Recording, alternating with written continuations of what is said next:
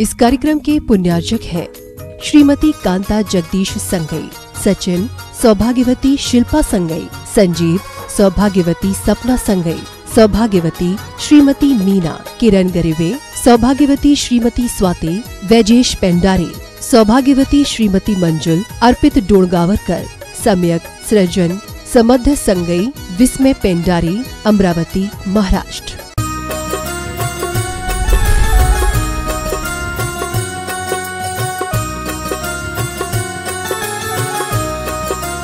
देवादिदेव 1008 आदिम तीर्थंकर श्री आदिनाथ भगवान की। दोनों हाथों को आकाश की ऊंचाइयां प्रदान करते हुए पूरी चेतना के साथ आपकी उपस्थिति का एहसास यहाँ हो।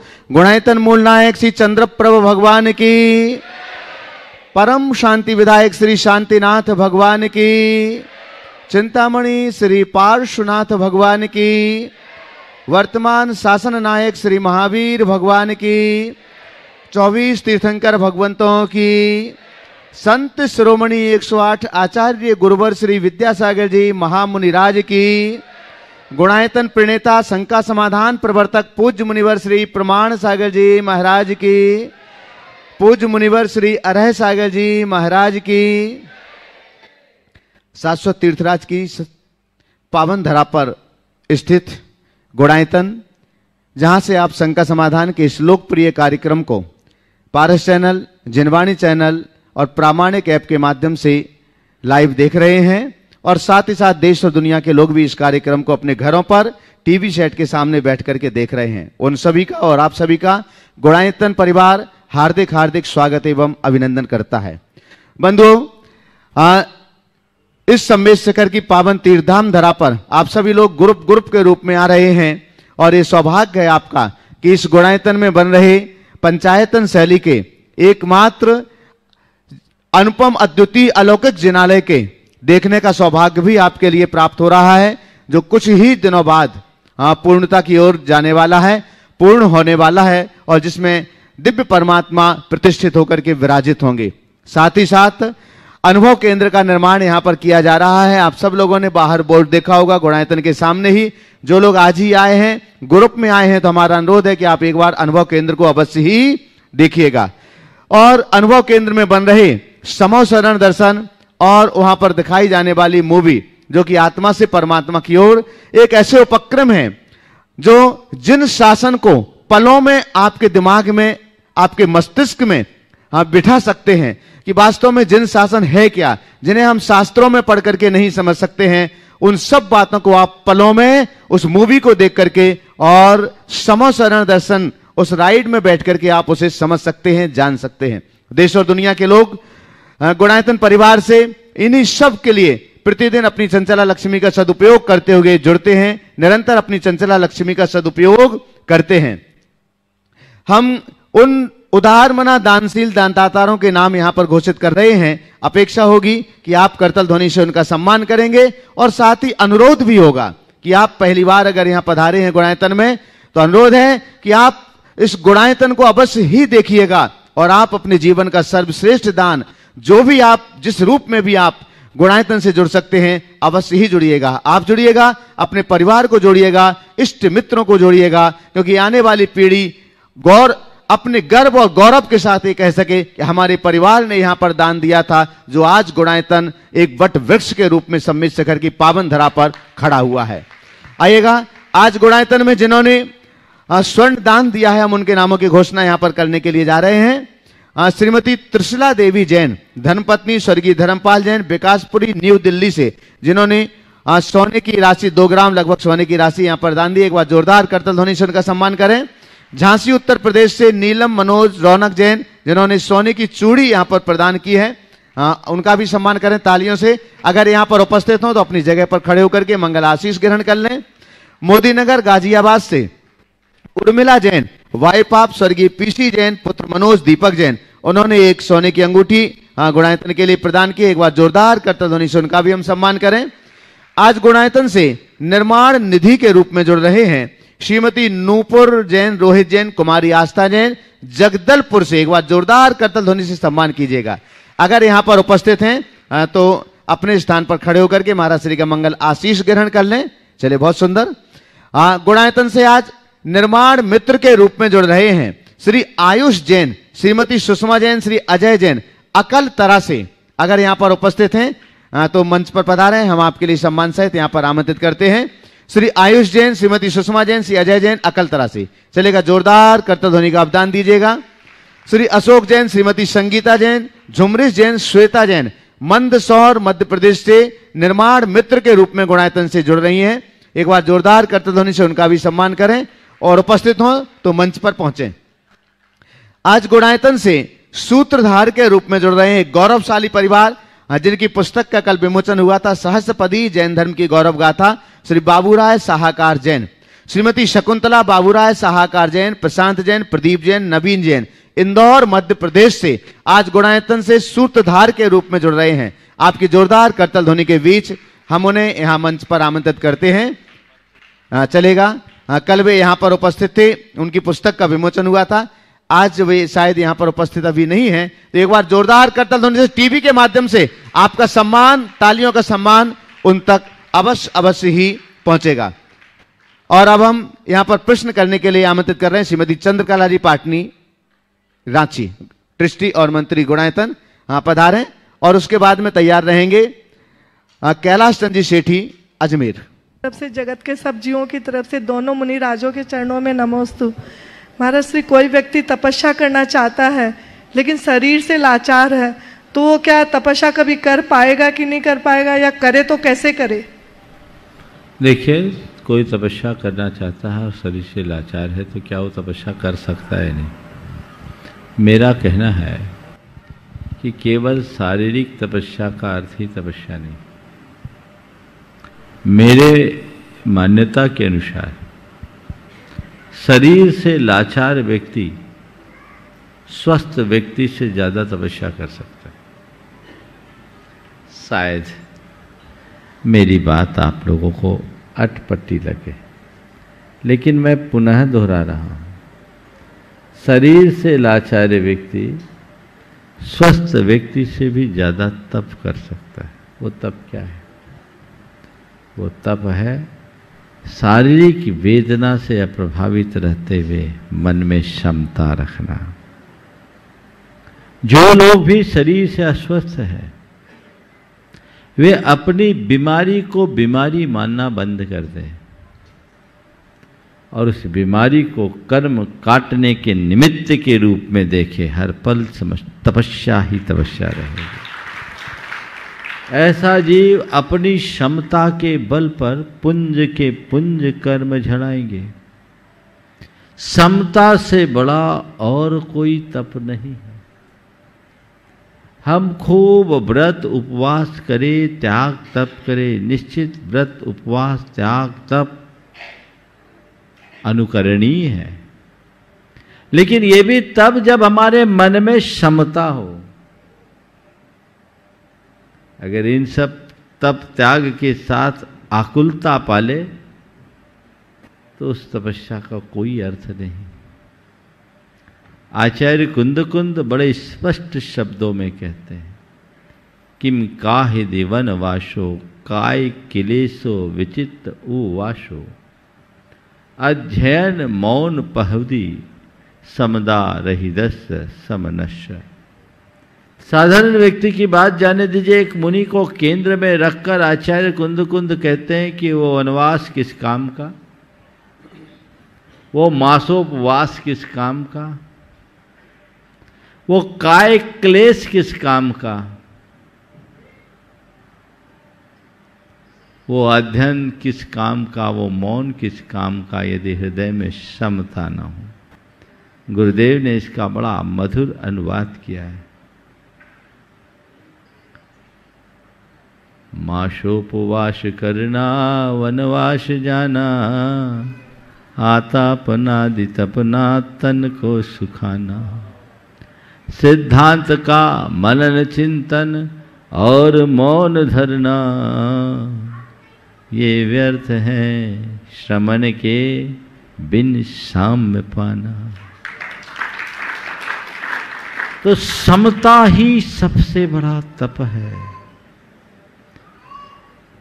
ऐसा सुनकर आप ये मत सोचना कि महाराज तो त्याग तप का निषेध कर रहे हैं। त्याग तप करो, समता के साथ करो और ज्यादा आनंद आएगा। ये जीवन तप करने के लिए मिला है। लेकिन जो लोग नहीं कर पा रहे हैं वे अपने मन में हीन भावना रंच मात्र न आने दे। उस घड़ी अपने मन में ऐसे भाव जगाओ, तपस्या हो जाएगी।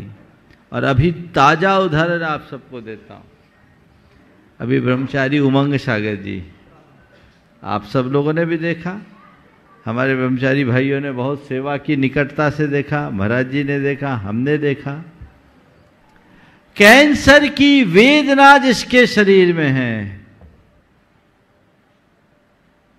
फिर भी उस व्यक्ति के चेहरे पर प्रसन्नता है, वेदना की लकीर नहीं। आखिरी दिन 12:30 बजे करीब फोन बजे होंगे, दर्द था उनके पेट में, लीवर में दर्द होगा। मैंने पूछा कहाँ दर्द है, तो कहते सोहम।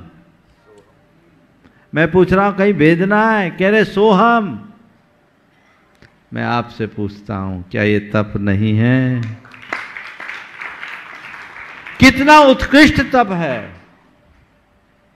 तो सभी से कहता हूं, खासकर धार्मिक जनों से, आकुलता को घटाना ही सबसे श्रेष्ठ मोक्ष मार्ग है। कहते भाई लोगों को तो धर्म करने की भी आकुलता होती है। अरे ये छूट गया, वो छूट गया। प्रमाद मत करो पर आकुल भी मत हो। आकुलता शिव माही न ताते, शिव मग लाग्यो चाहिए।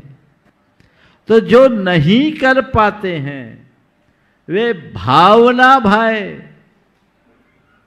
कीजे शक्ति प्रमाण, शक्ति बिना ध्यानत श्रद्धावान, अजर अमर पद। रोज दोहराते हो, किसको सुनाते हो?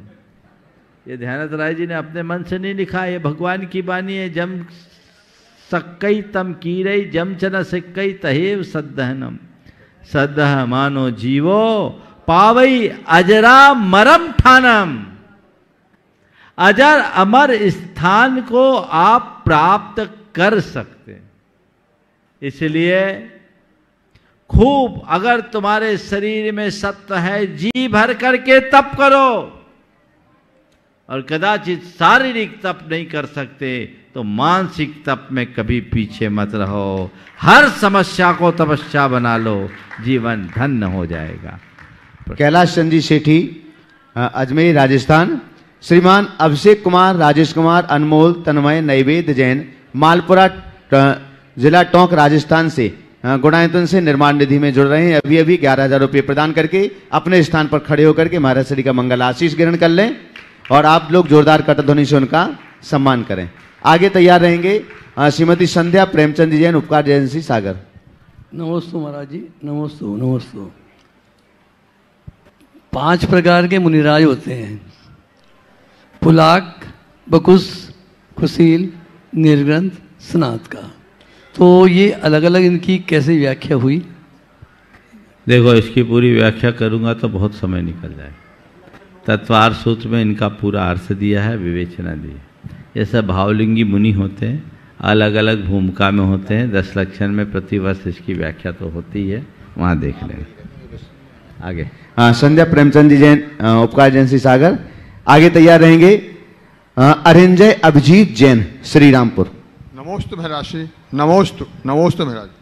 हे गुरुवर, समाज को कल्याण की भावना से मार्ग प्रशस्त करने वाले आपके लिए एक छोटा सा एक समाज का प्रश्न दे रहा हूँ मैं। जैसे कि आज के समाज में किसी घर में 2 पुत्र 1 पुत्री है तो मौसी का रिश्ता खत्म हो जाता है।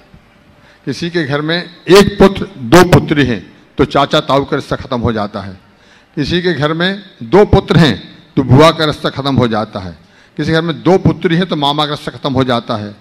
1 पुत्र 1 पुत्री है तो चाचा ताऊ मौसी का रिश्ता खत्म हो जाता है। और सिर्फ 1 है तो सारे रिश्ते खत्म हो जाते हैं।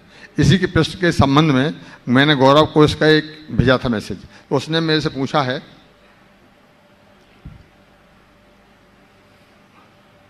कि उसका एक मित्र जो परिवार से बड़े संपन्न है, वो बच्चा पैदा करना नहीं चाहता, क्योंकि उसके घर में उसका, जबकि उसका कुटुंब और घर संपन्न है, कि हमारे घर में इतना कलह रहता है, सामने तो ठीक रहते हैं पर सबके कलेश में मन में है, तो वो अपने स्वयं बच्चे पैदा नहीं करना चाहता है, उसके लिए समाप्त करें। ये है उसका पलायन। अरे बीज बोया है तो फल खाओ, ब्याह किया किस लिए? ध्यान रखना, विवाह के मुख्य 3 उद्देश्य हैं। पहला धर्म संपत्ति, दूसरा प्रजा उत्पत्ति, तीसरे नंबर में रति। और तुम न रति तो करो लेकिन न धर्म संपत्ति हो न प्रजा उत्पत्ति हो, तो इससे बड़ी नालायकी और क्या हो। उनको चाहिए कि आगे वाले समय में अपनी संतति को बनाए रखने के लिए करे। जहाँ तक झगड़े की बात है, तो झगड़ा तो अकेले मियाँ बीवी में भी हो सकता है, फिर शादी क्यों किए? बहुत सारे मियाँ बीवी में झगड़ा होता है, बहुत सारे में क्या ज़्यादातर में होता है। ऐसे कोई मियाँ बीवी नहीं होंगे जिनके कोई झगड़े नहीं हुए हों। अगर हो एक आध तो हाथ उठाओ कि 25-50 साल हो गए आज तक झगड़े नहीं हुए। तुम्हें दोनों खड़े हो, बताओ। रोज होते हैं, रोज ही होते हैं। अभी तो रोज शीत युद्ध चल रहा है, चल रहा है ना। भले हो एक तरफा, वो झगड़ा नहीं है, रुकावट है। तो ये तो चलता है। तो झगड़े के डर से क्या विवाह नहीं करोगे? अगर झगड़े को अनदेखा करके तुम विवाह किए तो झगड़े को अनदेखा करके बच्चा पैदा करो, उसमें क्या सोचना है? बच्चों से क्या संकोच, संतति कैसे बढ़ेगी? ये तो हमारा मार्ग है और मार्ग के अनुकूल ही चलना चाहिए। या तो ब्रह्मचर्य की साधना करो और गृहस्थ हो तो गृहस्थ आश्रम के अनुकूल कार्य करो, जिससे संतति भी बढ़ते रहे और संस्कृति भी पलती रहे, और कोई दूसरा रास्ता नहीं। अरिंजय अभिजीत जैन श्री रामपुर, आगे तैयार रहेंगे शुभ्रा जैन दमोह सूत्रधार गुणायतन। नमोस्तु महाराज जी, नमोस्तु महाराज जी, नमोस्तु महाराज जी। महाराज जी, मेरा प्रश्न ये है कि अपने मन से नेगेटिव थॉट्स, नकारात्मक विचार कैसे कम करें या फिर कैसे मिटाएं? देखिए, अपने मन से नेगेटिव थॉट्स को दूर करने के लिए 4 उपाय बताता हूँ। सबसे पहला उपाय तो भावना योग करो। 90 दिन तक भावना योग करके देखो, देखना कैसा चमत्कार अपने भीतर घटता है। बहुत लोगों ने प्रयोग किया है और अपने अनुभव भी बताए हैं। मैं चाहता हूँ अगर तुम करोगे तो एक दिन तुम भी अपना ये अनुभव सबके बीच प्रकट कर सकोगे। दूसरी बात, अपनी नकारात्मकता को दूर करना चाहते हो तो हमेशा ऐसे लोगों का चरित्र पढ़ो जिनने अपनी सकारात्मकता के बल पर जीवन को एक नई ऊंचाई दी। उनका साहित्य पढ़ो। ऐसे लोगों के संपर्क में रहो जो हर बात को पॉजिटिव एंगल से देखते हैं। समझ गए? हर बात को पॉजिटिव एंगल से देखते हैं और जीवन में ऊंचाई वही छूते हैं। समझ गए? पॉजिटिव रहने वाले व्यक्ति के संपर्क में रहोगे तो तुम भी पॉजिटिविटी को बढ़ाओगे। और चौथी बात, ऐसे लोगों से सुरक्षित दूरी रखो जो नकार चंद है, जो हर मामला में ना ना ना ना ना ना, पहले ही ना, वो नाना ही नाना करते रहते हैं, उनका गाना ही ऐसा चलता है। तो ऐसे लोगों से सुरक्षित दूरी रखो, आपकी सकारात्मकता सुनिश्चित रूप से बढ़ेगी।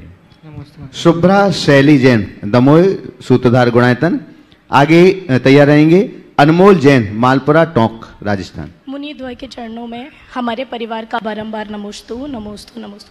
हे गुरुवर, कहते हैं कि हमेशा हमें अपना एक गुरु चुनना चाहिए, और आप बताया करते हैं कि शायद मैंने नहीं, गुरु ने मुझे चुना था। तो हम गुरु चुने और गुरु हमें चुने, इस बीच का जो रास्ता है वो कैसे तय करें? देखिए, हम गुरु चुने ये हमारा पुरुषार्थ है, और गुरु हमें चुन ले ये हमारा सौभाग्य। अब चाहे पुरुषार्थ से हो चाहे सौभाग्य से हो, गुरु का आशीर्वाद मिलना चाहिए, गुरु की छांव मिलनी चाहिए। अगर छुरी तरबूज पर गिरे या तरबूज छुरी पर गिरे, कटना तो तरबूज को है। तो बात जो मैं आप सबसे कह रहा हूं आपके सवाल के संदर्भ में, बीच का कोई रास्ता नहीं, एक ही रास्ता है। तो गुरु हमें चुन ले, अच्छी बात है, गुरु हमें न चुने ये हमारे हाथ में नहीं है, पर मैं गुरु को पकड़ लूं ये मेरे हाथ में है। एकलव्य ने एक आदर्श उपस्थित किया, उसने गुरु को चुना, गुरु ने उसे स्वीकार नहीं किया, फिर भी एकलव्य ने अपने हृदय में द्रोणाचार्य की मूरत बिठाई और अपने जीवन में वह कर दिखाया जो और अर्जुन साक्षात नहीं कर पाया। तो हम दोनों रास्ते हैं, जो भी हमारे हाथ आ जाए उसे करके जीवन को आगे बढ़ाने की दिशा में पुरुषार्थ करना चाहिए। अनमोल जैन, मालपुरा टोंक, राजस्थान, 9 साल का ये बच्चा है। आगे तैयार रहेंगे मनीष जैन, शाहेगढ़। नमोस्तु महाराज श्री, नमोस्तु। मेरा प्रश्न ये है कि जब हम किसी जीव को मारना नहीं चाहते पर हमसे गलती से मर जाता है, तो फिर हम उसको पाप से बचने के लिए क्या करें?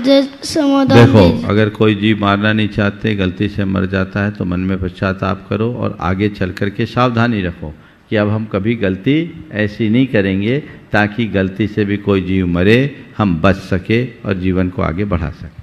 अंशुल सुमत कुमार जैन, पृथ्वीपुर। जल्दी शीघ्रता से आ जाए मंच पर, जल्दी पहुंचे। इसके बाद में तैयार रहेंगे राजेंद्र कुमार जैन, आयुष जैन, मानसी जैन, ग्वालियर। नमोस्तु नमोस्तु नमोस्तु महाराज श्री। महाराज श्री, हमारा प्रश्न है कि विश्व में 3rd लार्जेस्ट जो धर्म है वो कम्युनिस्ट का है, मीन्स जो किसी भी जाति या किसी भी धर्म को नहीं मानते हैं। तो ऐसा क्यों? क्योंकि आज की तादाद में फर्स्ट में क्रिश्चियंस हैं, सेकंड में मुस्लिम्स हैं और थर्ड में कम्युनिस्ट है। तो जैसे कि बहुत सारे लोग हैं जो किसी भी धर्म को नहीं मानते आज भी, और उनके बढ़ने की तादाद बढ़ती जा रही है कंटिन्यूसली। तो मैं उनसे पूछता हूँ, किसी भी धर्म को नहीं मानते पर क्या वो हिंसा में विश्वास करते हैं? वो कर्म में विश्वास करते हैं। कर्म में विश्वास करते हैं, अच्छी बात है, पर मैं पूछता हूँ हिंसा में विश्वास करते हैं? नहीं। नैतिकता को प्रमुखता देते हैं? उसमें बहुत सारे लोग बहुत प्रकार के हैं जो हैं, उनका जो कंसेप्ट है, क्या वो चाहेंगे कोई किसी की कभी भी हत्या कर दे? उनका मूल कंसेप्ट है ह्यूमैनिटी, मींस लोगों की सहायता। मैं ह्यूमैनिटी भी तो एक धर्म है। हाँ। फिर हम ये क्यों कहते हैं कि वो धर्म को नहीं मानते? धर्म से विहीन तो मनुष्य रह ही नहीं सकता। अब रहा सवाल संख्या का, तो संख्या में मत जाओ।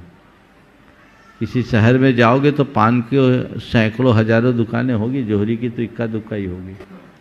तो हजारों पान की दुकानें एक तरफ, जोहरी की एक दुकान एक तरफ, ऐसा क्यों? नमोस्तु तुम्हारा। संख्या पर कभी मत जाना, गुणवत्ता पर जाना।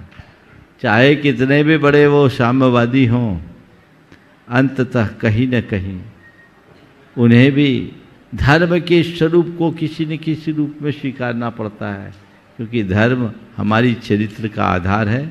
उसी के बदौलत हम अपने जीवन को आगे बढ़ा सकते। नमस्ते। राजेंद्र कुमार जैन, आयुष जैन, मानसी जैन, ग्वालियर। 3 हैं आपके, लेकिन 3 में से एक कोई भी प्रश्न कर लें। आगे तैयार रहेंगे रिनाली जैन, श्रीरामपुर, महाराष्ट्र। नमस्ते महाराज जी, विनय नगर दिगंबर जन समाज ग्वालियर से करीब 25 लोग हम आपके दर्शन के लिए आए हुए हैं। सभी लोग बैठे हुए हैं, यदि आपका आदेश हो तो एक बार खड़े होकर सबको सवाल करिए। हाँ महाराज जी, मेरा ये सवाल है कि हम पद्म पुराण आदि पढ़ते हैं तो उसमें देखते हैं कि पहले जो राजा आदि होते थे, तो जब उसके बाद दीक्षा लेते थे तो उनके नाम जो गृहस्थ आश्रम में होते थे वही नाम मुनि अवस्था में भी होते थे। अब बदलते ये नाम, एक परंपरा कब से चली हुई है? ये थोड़ा नाम बदलने की परंपरा वर्तमान में तो दिख ही रही है। कोई जरूरी नहीं कि नाम बदले, लेकिन दीक्षा एक प्रकार का नया जन्म होता है, और नया जन्म होने के कारण नया नाम संस्करण कर दिया जाता है।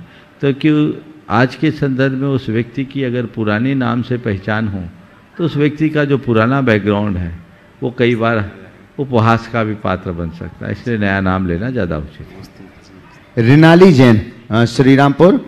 आगे तैयार रहेंगे रुचि जैन, खिमलासा। सबके शंकाओं का करते शमन, ऐसे गुरुवर आपके चरणों में मेरा शत शत नमन, शत शत नमन। मेरी शंका ये है कि कल्पवृक्ष जहाँ रहते हैं या जिस काल में रहते हैं उस काल में मुनिश्री रहते हैं क्या, और रहते हैं तो उनकी आहारचर्या कैसी रहती है? कल्प वृक्ष भोग भूमि में होते हैं। भोग भूमि में मुनि भले चले जाए पर मुनि की चर्या वहाँ नहीं होती, मुनि चर्या कर्म भूमि में ही होती। रिद्धिधारी मुनिराज वहाँ जाते हैं, लेकिन वो अपनी चर्या के पालन के लिए कर्म भूमि में ही आते हैं, अन्यत्र नहीं जाते। अगला रुचि जैन खेमला से थोड़ा शीघ्रता करें आने में। आगे तैयार रहेंगे ममता जैन अहमदाबाद गुजरात। नमोस्तु महाराज जी, मेरे और मेरे परिवार की तरफ से नमोस्तु नमोस्तु नमो। मेरा प्रश्न ये है महाराज जी कि प्रथम उपकारी प्रथम वंदनीय होता है, लेकिन उसका निहित कारण क्या है? उपकारी वंदनीय होता है, लेकिन उसका कारण क्या है? उपकारी वंदनीय होता है तो उसका कारण क्या है? जो उपकार करे तो वंदनीय होता ही है, उसमें कारण पूछने की क्या जरूरत। चलिए लक्ष्मी जैन विदिशा आ जाएं शीघ्रता से।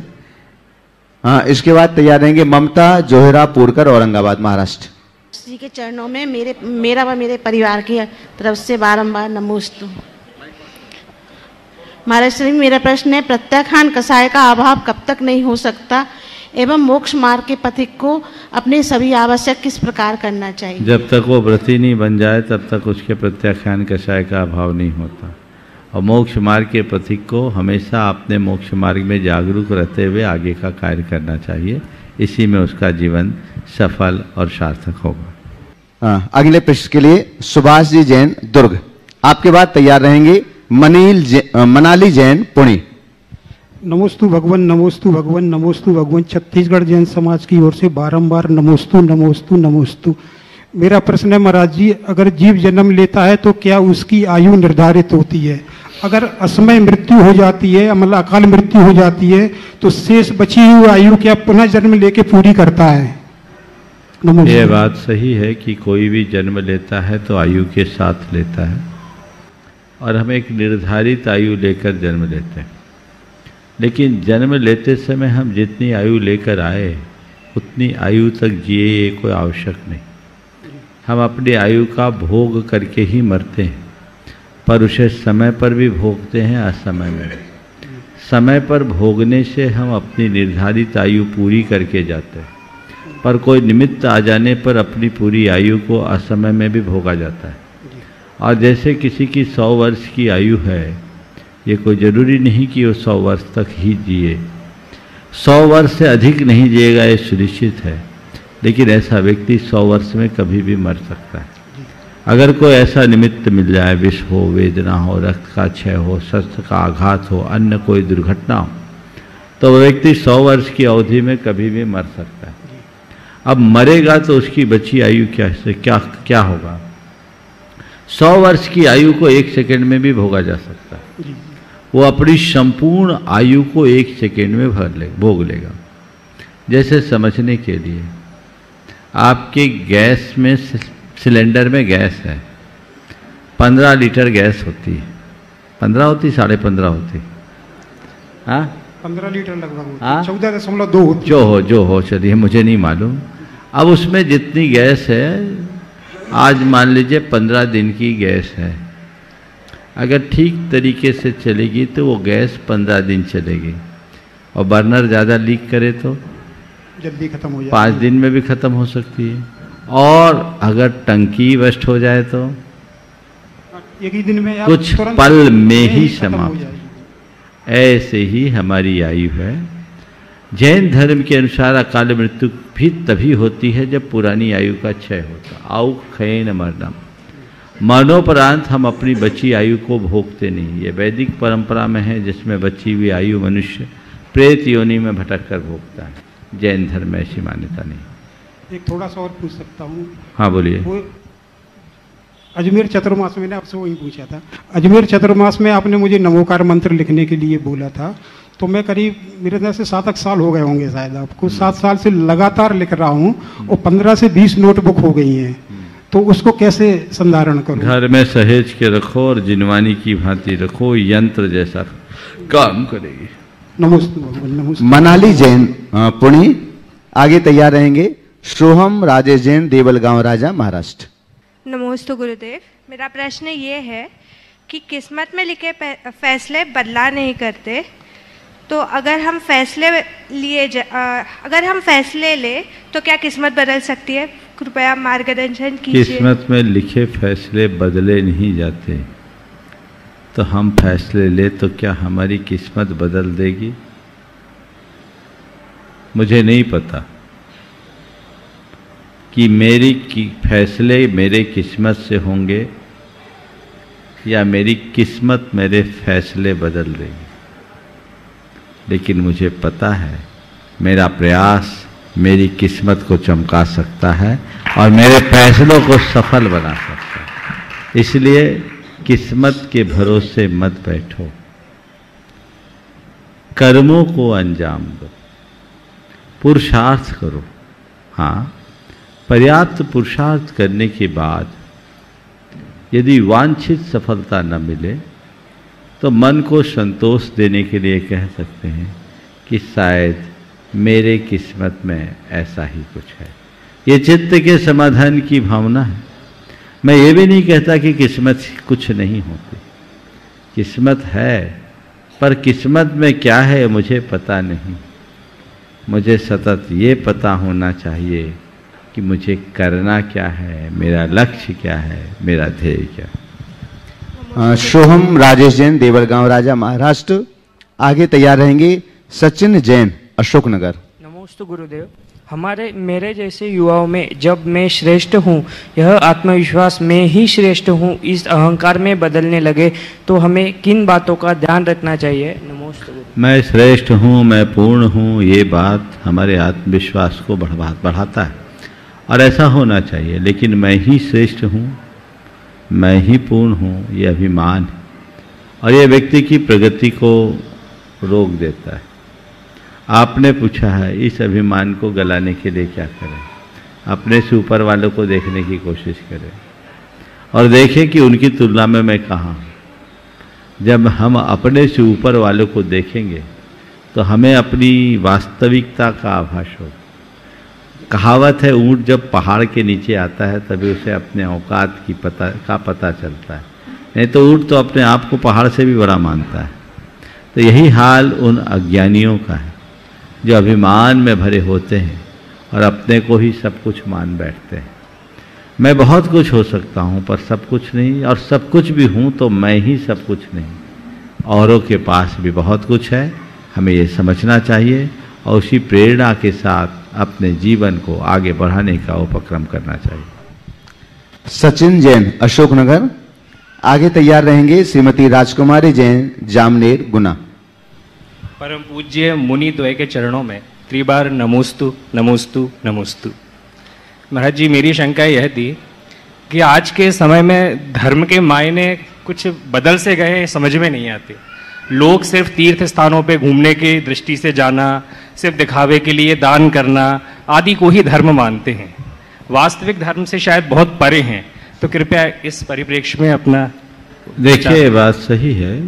हो सकता है कि कोई दिखावे के लिए तीर्थ यात्रा करता हो और ये भी हो सकता है कि कोई दिखावे और नाम के लिए दान करता हो, पर मेरे ख्याल में ये धारणा बनाना ठीक नहीं है कि जो भी तीर्थ यात्रा करते हैं वो दिखावा के लिए करते हैं या जो भी दान करते हैं वो दिखावा के लिए करते हैं।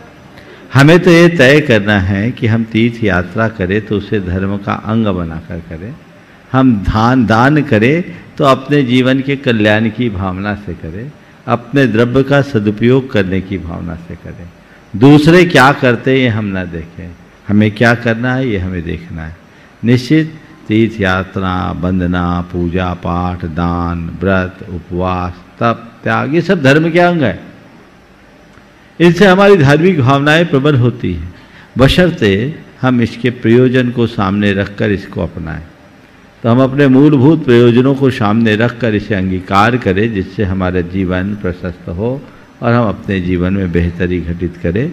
इन सब विषयों में नकारात्मकता ठीक बात नहीं है। कतिपय लोग इन सब बातों की आलोचना इस बात से करते हैं कि ये सब दिखावा, ये ऊपरी आडंबर है।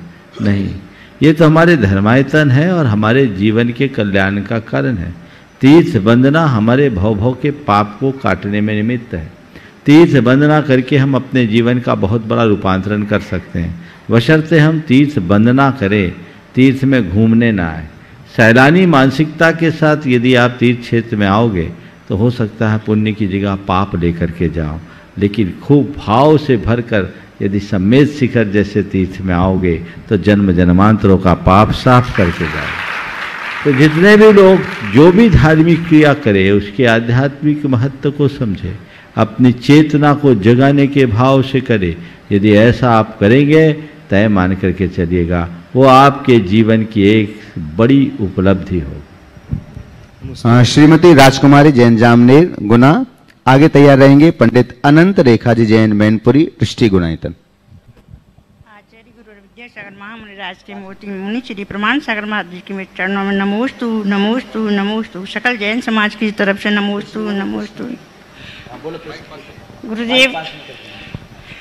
गुरुदेव एक दो प्रश्न है। एक तो हमारी एक नातनी है, उसे 1 साल की थी तब से उसे सब जगह दिखा लिया।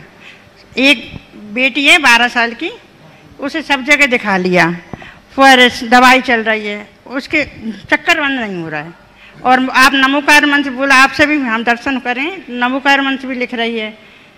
और आप तो सवाल कोई हो तो करो, मैं डॉक्टर तो हूँ नहीं कि सब बीमारियों का इलाज कर रहा था। दूसरा क्वेश्चन, एक बात मैं सभी से कहूँगा, भावना योग को आप लोगों ने इस तरीके से प्रचारित कर दिया मानो सब रोगों की एक दवा। ऐसा करोगे तो आप लोग मुझे भी बदनाम कर दो। नहीं नहीं, भावना योग से लाभ मिलता है, लेकिन बाकी हमें और भी काम करने होंगे और उस स्तर पर करो, मिल सकता है। इसलिए किसी भी कार्य को करते समय हमें अतियों से बचना चाहिए। और मेरे पास छोटी छोटी बीमारी को लेकर आ जाते हैं। अब एक प्रकरण आया, किसी को वाइट स्पॉट हो गया, अब महाराज ये भावना योग से ठीक हो जाएगा। मैंने कहा मैं तुम्हारी बीमारी को अभी ठीक कर देता हूँ, वाइट स्पॉट को बीमारी मानना बंद कर दो, अभी स्वस्थ हो गए। कौन सी बीमारी? तुम्हारा चलना फिरना उठना बैठना सब कुछ हो गया, ऊपर का चमड़ा तो बदला, भीतर का क्या क्या बदला है। तो आप अपनी आध्यात्मिक चिकित्सा कीजिए। इन सब चीज़ों में रहेंगे तो वो जीवन के लिए कारगर नहीं हो सकेगा। इसलिए जो भी है मेरा आशीर्वाद है, सद्भावनाएं हैं, आप अपनी चिकित्सा के साथ ये भी करें, अच्छी बात है। पर ऐसा करके कि हम कर रहे हैं लाभ नहीं मिल रहा, लाभ नहीं मिल रहा। भावना योग का मूल प्रयोजन आपके मानसिक स्वास्थ्य को ठीक करना है। शरीर का स्वास्थ्य भी ठीक होता है, सुनिश्चित तौर पर होता है, बहुतों को लाभ मिल रहा है। लेकिन मैं पुनः कहता हूँ, मैं भावना योग को इस अर्थ में प्रचारित करना नहीं चाहता। मैं तो आपकी भाव विशुद्धि और जीवन के रूपांतरण के आधार के रूप में भावना योग को देखता हूँ, जो अस्वस्थ शरीर में भी मन को मस्त बना के रख सके, वो कला पंडित भीतर विकसित है। इसलिए उन सब बातों को ध्यान में रखिएगा। चलिए, पंडित अनंत रेखा जैन मैनपुरी दृष्टि गुणायतन। एक ही हाँ, एक ही, कल देखिएगा। हाँ। परम पूज्य आगे तैयार रहेंगे डॉक्टर नवीन जैन बरेली। गुरुदेव श्री के चरणों में हमारा सपरिवार त्रैवार नमोस्तु नमोस्तु नमोस्तु। गुरुवर आचार्य भगवंत ने हमें एक मंत्र दिया है जो ओमकाराय नमो नमः। तो हम उसका जाप बराबर कर रहे हैं और उससे जो लाभ हमें मिलने चाहिए सहज में ही मिलते ही हैं। ये उसकी दिव्य शक्ति है। तो हम चाहते हैं कि उसकी महिमा और उसके अंदर जो शक्तियाँ छिपी हुई हैं उसको करने से जो हमें लाभ मिलने वाला है उसके ऊपर प्रकाश कर हमें कृतार्थ करें। देखिए, ओंकार प्रणवनाद है, इसे अजपा जाप के रूप में देखा जाता है। भारत की विभिन्न परंपराओं में ओंकार की महिमा है। ओंकार की महिमा का अंदाज तो इसी से लगा सकते हैं जब हम कहते ओकारम बिंदु संयुक्तम नित्यम ध्यायन्ति योगिनः कामदम मोक्षदम चैव ओंकाराय नमो नमः। जो ओंकार मंत्र है वो कामना की पूर्ति करता है और मोक्ष को भी देता है। कामदम मोक्षदम चैव, जो हमारे भौतिक अपेक्षाओं की पूर्ति के साथ साथ जो हमारी आध्यात्मिक उन्नति कराता है वो ओंकार है। ये ओंकार परमेष्टि का वाचक है। अरहंत का सिद्ध को अशरीरी कहते हैं, उनका आचार्य का आ, उपाध्याय का उ और मुनि का म मिला लें तो ओम होता है। ओम में 3 लोक समाया हुआ है। अधोलोक का अ, ऊर्ध्वलोक का उ और मध्य लोक का म मिला देने पर ओम होता है। भगवान की वाणी ओंकारमय होती है, इसलिए ओम संपूर्ण वांग्मय का आधार है। ओंकार एक ऐसा नाद है जो हमारी नाभि से उठ करके हमारे ब्रह्मरंध्र तक आकर हमारी समस्त चेतना को स्पंदित करता है। ये ओंकार की वर्गना श्रेष्ठतम वर्गना है, जिस वर्गना में भगवान की वाणी खिलती है। इसलिए गुरुदेव ने यदि ओंकाराय नमो नमः कहा, इसका मतलब हम पंच परमेष्टि को नमन कर रहे हैं, हम वांग्मय को नमन कर रहे हैं, तीन लोक की समस्त श्रेष्ठ विभूतियों को नमन कर रहे हैं, और ये नमन हमारे लिए मोक्ष भी देने वाला है और हमारी कामनाओं की पूर्ति भी करता है। इसलिए जिन्हें भी ये सौभाग्य मिला है, लगन पूर्वक ओंकाराय नमो नमः कर सकते। चलिए, डॉक्टर नवीन जैन बरेली, जो यहाँ पर भावना योग शिविर के लिए आए हुए थे और आज वो संभवतः जा रहे हैं, अपना प्रश्न यहाँ पर रखेंगे, भावनाएं भी अपनी रखेंगे। आगे तैयार रहेंगे सारिका जैन, महाराष्ट्र। नमोस्तु मुनिश्री। महर्षि, भावना योग का शिविर तो ये चौथा आपके सानिध्य में तो अद्भुत रहा, और जैसे अभी प्रश्न पूछा गया चिकित्सा को लेकर, लेकिन वो ऐसी व्यवस्था बंदी चली जा रही है कि उससे सब नहीं चाहते हुए भी चिकित्सा जुड़ते चले जा रहे हैं। वो ठीक है, उसका रूप ना बना है वो, लेकिन होती चली जा रही है। कई लोग आपके सामने आ भी रहे हैं। मासी, प्रश्न ये है कि अनंतनी माता जी ने और शुक्लनदी माता जी सबने संग ने नमोस्तु कहते हुए यहाँ आपके पास भेजा था आशीर्वाद देकर, और यहाँ की कमेटी और यहाँ की वृत्ति व्यवस्था और सबका मैं आभार जताते हुए एक महजी एक मार्मिक प्रश्न करना चाहता हूँ। पिछले साल पदयात्रा लेके गए थे आचौशी के पास, बरेली से अक्षय सागर जी के पास से, और लगभग 1000 लोग थे पदयात्री, कर्नाटक और महाराष्ट्र के। वो कई सालों से तात्या भैया उनकी टीम आ रही थी। तो आचासी इतने वर्षों के बाद उनकी भाव देखते हुए उस ओर बढ़े हैं, महाराष्ट्र की ओर, दक्षिण की ओर।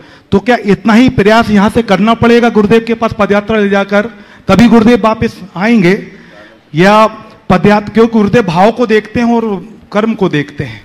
नमस्ते। देखो, ये भाव तो सबका होना ही चाहिए कि गुरुदेव यहाँ तक आए, पर गुरुदेव की शरीर की दशा देख करके मुझे लगता है कि ऐसा करना, उन पर अतिरिक्त दबाव बनाना। मैंने नेमावर में उनसे निवेदन किया तो उन्होंने कहा, मेरी दशा देख रहे हो, मैं कैसे पहुंच पाऊंगा। तो हमें भावातिरेक में कोई काम नहीं करना। सबसे पहले तो मैं चाहूँगा, और अंदर से मेरी भावना भी है, कि दक्षिण भारत के लोगों की भावना पूरी हो, क्योंकि ये दक्षिण की ज्योति किरण है, दक्षिण में फलनी चाहिए। अभी तो वो उधर गए हैं और अभी ठिकाना थोड़ी है। अब कहाँ तक जाएंगे ये कोई सुनिश्चित नहीं है। उनकी गाड़ी कब किधर निकल जाए, कब किधर मुड़ जाए, कहाँ नहीं जा सकता। इसलिए पहली भावना तो यही भाए कि वे उधर बढ़े हैं तो एक बार कम से कम सद लगा की माटी तक जरूर जाए, श्रवण वेदगोल तक पहुँचे। ऐसी भावना आप सब भाई। सम्मेद शिखर तो वो पूर्व में आ चुके। हालांकि मेरी प्रबल इच्छा है कि गुरुदेव के चरण यहाँ पड़े और उनके कर कमलों से इसकी प्रतिष्ठा हो। लेकिन मैं समझता हूँ कई जगह भावनाओं पर भी नियंत्रण रखना चाहिए। उनकी शारीरिक स्थिति अब इस लायक नहीं है कि हम लोग उन पर किसी भी प्रकार का आग्रहपूर्ण दबाव डालें। मासी व्रतों में दशक पर मैं अलवर जा रहा हूँ, बहुत बहुत उसके लिए आशीर्वाद महापरिवार के लिए। नमस्ते। सारिका जैन, महाराष्ट्र, आगे तैयार रहेंगे। अंजू छाबड़ा, रांची। नमोस्तु महाराष्ट्र। महाराष्ट्र, जब तक चलेंगी जिंदगी की हमारी सांसें, कहीं प्यार कहीं टकराव मिलेगा, कहीं बनेंगे संबंध अंतर मन से तो कहीं आत्मीयता का अभाव मिलेगा, कहीं मिलेगी प्रशंसा तो कहीं नाराजगी का बहाव मिलेगा, कहीं मिलेंगी सच्ची दुआ तो कहीं भावनाओं में दुर्भाव मिलेगा, कहीं बनेंगे पराये रिश्ते अपने तो कहीं अपनों से खिंचाव मिलेगा। तो गुरुवर, हम कैसे अपने कर्म पथ पे चले कि हमें सबका प्रभाव अच्छा मिलेगा, और गुरुवर हम कैसे स्वभाव में शुद्धता रखें कि जिंदगी का पड़ाव हमेशा अच्छा मिलेगा। नमस्ते गुरुदेव। एक ही लाइन में उत्तर है, मन में संभाव रखो, किसी का दुष्प्रभाव नहीं पड़ेगा। बहुत अच्छे से। ठीक है ना, चलिए। अंजू छावड़ा रांची, आगे तैयार रहेंगे गुंजन मित्तल मालपुरा राजस्थान। दोनों गुरुदेव के चरणों में बारंबार नमोस्तु नमोस्तु नमोस्तु। उद्धार की जिंदगी से जिंदगी का उद्धार करने का मार्ग क्या हो? उद्धार की जिंदगी से जीवन का उद्धार करने का मार्ग क्या है? नगद का काम करने लगो तो उद्धार हो जाए। अगर जिंदगी उद्धार की है और काम नगद का करने लगो तो जीवन का तत्क्षण उद्धार होगा। और नगद का काम करने का मतलब क्या है? अपने जीवन को उस कार्य में लगाओ जिसका तत्काल फल मिले।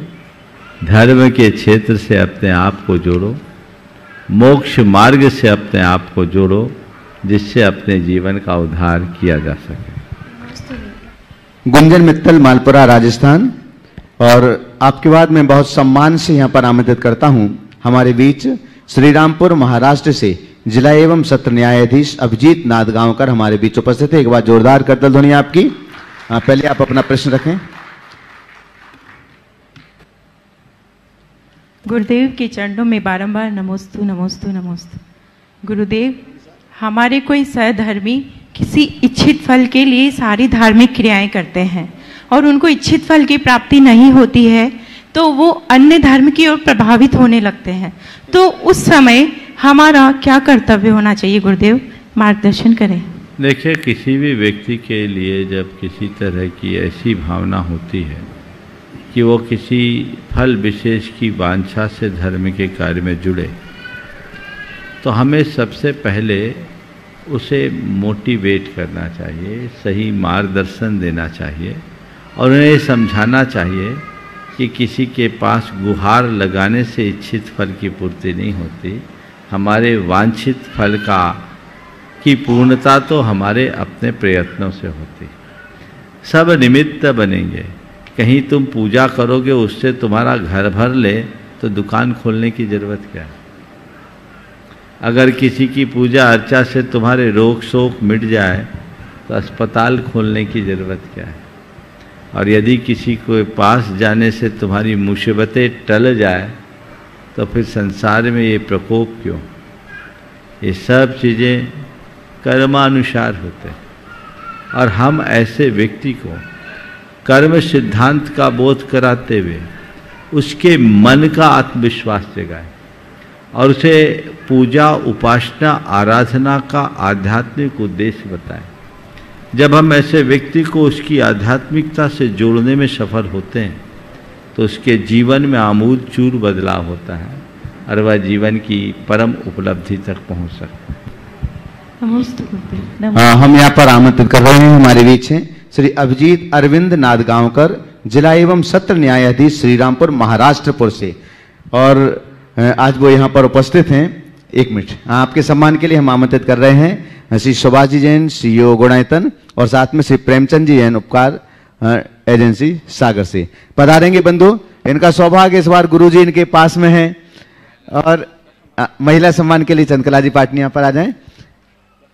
चलिए पूनम जी साथ में आ जाएं।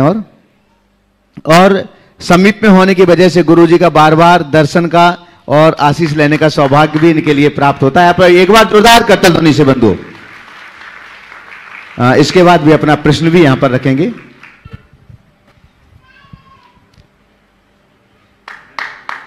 बंधु, जब तक इस सम्मान की श्रृंखला चल रही है हम आपके लिए बतला दें, 31 अगस्त से 9 सितंबर तक पर्वराज पर्युषण पर्व के अवसर पर श्रावक संस्कार शिविर यहां पर आयोजित किया जा रहा है, जिसके लिए मात्र 1 या 2 दिन रजिस्ट्रेशन के लिए शेष रह गया है, क्योंकि संख्या लगभग पूर्ण हो रही है। आप भी अगर अभी तक आपने रजिस्ट्रेशन नहीं कराया है तो आप मात्र 5100 रुपए में प्रामाणिक ऐप अथवा www.munipramansagar.net पर जाकर के अपना रजिस्ट्रेशन करा सकते हैं और पर्वराज पर्युषण में आप अपने आप को यहां पर आकर संस्कारित कर सकते हैं। साथ ही कार्तिक मास के आष्टानिक महापर्व पर मूल संस्कृत भाषा का सिद्धचक महामंडल विधान यहां पर आयोजित किया जा रहा है, जिसके संपूर्ण मंत्रोच्चार महाराज श्री के मुखारविंद से होते हैं 1 नवंबर से 8 नवंबर तक। और एक मंडल पर 8 आपके परिवार के 8 सदस्य प्रभु की आराधना करने का सौभाग्य प्राप्त कर सकते हैं। बहुत से मंडल सुनिश्चित हो चुके हैं कुछ दिनों बाद उनके नामों की घोषणा हम यहाँ पर करेंगे। जिनके लिए भी अपने परिवार सहित सिद्ध भूमि पर सिद्धचक्र विधान की आराधना करना है, आप बहुत बड़ी संख्या में एक साथ नहीं आ सकते हैं, नहीं कर सकते हैं, तो आप एक मंडल अपना सुनिश्चित करके 3,11,000 रुपए में यहाँ पर सौभाग्य प्राप्त कर सकते हैं। उसके लिए आप गुणायतन कार्यालय में संपर्क कर सकते हैं। अब अभिजीत जी अपना प्रश्न यहाँ पर रखेंगे और आपके बाद में तैयार रहेंगे यश सेठी बड़वानी। नमस्ते गुरु जी। गुरुवर, मुझे ऐसा एक प्रश्न पड़ा है कि भगवान महावीर को उनके अंतिम भाव तक कितनी बार मुनि दीक्षा करना पड़ा, तो यदि इतना उनको कष्ट सहना पड़ा तो हमें क्या पुरुषार्थ करना चाहिए कि हम अपनी जिंदगी सुधार सके? देखिए, बिल्कुल ठीक कह रहे। भगवान महावीर ने अनेक बार मुनिव्रत अंगीकार किया। आखिरी 10 भावों में 5 बार तो उन्होंने जब जब मनुष्य भाव पाया तब मुनित्व को अंगीकार किया ही और उत्तरोत्तर आगे बढ़े। और जब जब वो श्रावक रहे, श्रावक धर्म का पालन किया। तो हमें तो ये सोचना है कि जब अनंत तीर्थंकरों के साथ ऐसा हुआ तो हम सब किस खेत के मूली, बिना मुनि बने उद्धार संभव नहीं है। हमें हर भाव में त्याग तप के रास्ते पर चलना चाहिए। अनेक भाव की साधना जब एक साथ फलीभूत होती है तब किसी को मुक्ति की प्राप्ति होती है। आज अभिजीत जी हमारे समाज में एक न्यायाधीश के पद पर कार्यरत होते हुए इनकी विशेषता ये है कि धार्मिक है और धार्मिक भावना के साथ साथ एक श्रावक भी है। तो ऐसे श्रावकपना के साथ ये जिन शासन की उन्नति में लगे रहे, मेरा यही आशीर्वाद। यश सेठी बड़वानी, आपके बाद में तैयार रहेंगे अंकित जैन पुणी। नमोस्तु महाराज श्री, नमोस्तु नमोस्तु नमोस्तु महाराज श्री। शतरंज का एक उसूल बहुत ही गंदा है। शतरंज का एक उसूल बहुत ही उम्दा है कि चाल कोई भी चले हम अपनों को नहीं मार सकते। चाल कोई भी चले हम अपनों को नहीं मार सकते, पर जिंदगी का मूल उतना ही गंदा है। चाल दूसरा चले हम मारते अपनों को ही है। बहुत सुंदर। शतरंज की खेल में एक शतरंज का उसूल बहुत ही उम्दा है। चाल कोई भी चले अपनों को नहीं मार सकते और जिंदगी का खेल बहुत ही गंदा है। चाल अपनों की चले, चाल दूसरा चले हम मारते अपने को ही। बहुत गुरुदेव, अपने जमीर को शतरंज के वजीर सा कैसे बनाए? अपने जमीर को शतरंज के वजीर सा कैसे बनाए कि सामने वाला हमारे कूल पर नजर डाले तो वो शूल बनकर खड़ा हो जाए। सामने वाला हमारे कूल पर नजर डाले तो वो शूल बनकर खड़ा हो जाए। और कोई शय मात के लिए पुकारे तो हर मोहरे से भिड़ जाए। कोई सहमात, शतरंज में सहमात का खेल तो होता ही है। कोई सहमात के लिए पुकारे तो आखिरी लाइन क्या है? कोई सहमात के लिए पुकारे तो हर मोहरे से भिड़ जाए। हाँ, दरअसल मुझे शतरंज का कोई अनुभव नहीं, इसलिए शतरंज के न मैं वजीर से परिचित हूँ। तो वजीर हर तरफ हर दिशा में कैसा भी चल सकता। अब थोड़ा समझना पड़ेगा ना मुझे, पहले शतरंज को समझूं। मेरे लिए इस सवाल भी शतरंज की विषाद बनकर आया। हमने जीवन में कभी शतरंज खेला ही नहीं, न किसी को शतरंज खेलते निकटता से देखा है। लेकिन तुम्हारे प्रश्न के भाव को समझते हुए मैं जैसा समझ रहा हूँ कि वजीर की जमीर ऐसी होती है, शायद हो सकता है मैं पूरी तरह सही ना हूँ क्योंकि शतरंज का अनुभव मुझे नहीं है, पर जितना तुम्हारे सवाल का निष्कर्ष मैं समझ रहा हूँ उसके हिसाब से ये है कि वजीर ऐसा होता है कि सबके साथ निभाने में सक्षम होता है और सबको साथ लेकर चल सकता है। हर दिशा में हर तरफ लड़ सकता है। हाँ, हर दिशा में हर तरफ लड़ सकता है। हर किसी का वो छत्र बन सकता है, संरक्षक बन सकता है। यही है ना शायद। चलिए, तो मैं हर मोहरे को साथ लेकर चल सके तो मैं तो एक ही बात कहता हूँ, अगर ऐसा बनना चाहते हो 4 बातें अपने साथ लेकर के चलो। सबसे पहली बात, टीम भावना के साथ जियो। सामूहिकता पर विश्वास करो। जब तक हृदय में टीम भावना नहीं होगी, हर किसी को साथ लेने में असमर्थ होंगे। दूसरी बात, कुछ भी पाओ उसकी क्रेडिट दूसरे को देना सीखो। अपनी उपलब्धियों का श्रेय औरों को देना सीखें। तीसरी बात, अगर किसी में कोई अच्छाई है तो उसे उभारने का प्रयास करें, और यदि किसी में कोई दुर्बलता है तो उसे एकांत में प्रेरित करके सही मार्गदर्शन देना शुरू करें। सबको साथ लेने की सामर्थ्य अपने आप हो जाएगी। ऐसे व्यक्तित्व के धनी के पीछे सब लोग लग जाएंगे। इस प्रकार आज के सत्र को परम पूज्य गुरुदेव के चरणों में नमन अर्पित करते हुए यहीं पर विराम। बोलिए परम पूज्य आचार्य गुरुवर श्री विद्यासागर जी महाराज। जय जय जय। पूज्य मुनिवर श्री प्रमाण सागर जी, अरह सागर जी महाराज की।